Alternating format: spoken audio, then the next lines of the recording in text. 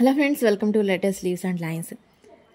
Bengal vine ఫ్లవర్ను పెన్తో పెన్సిల్తో అవుట్లైన్ గీస్తూ 3 టైప్స్లో డ్రా చేస్తూ చూపిస్తున్నా.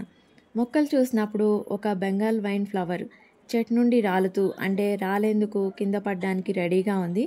ఎలాగో వేస్ట్ అయిపోతుందని అలా పడేయడం ఇష్టం లేక ఆ ఫ్లవర్ను తీసుకొచ్చి స్కెచ్ కోసం వాడుతున్నాను. బెంగాల్ వైన్ ఫ్లవర్ను స్కెచ్ వేయడానికి తగిన విధంగా పెట్టుకున్న. ఇక పెన్నుతో పెన్సిల్తో ఇట్లా డ్రా చేస్తూ చూపిస్తున్నా.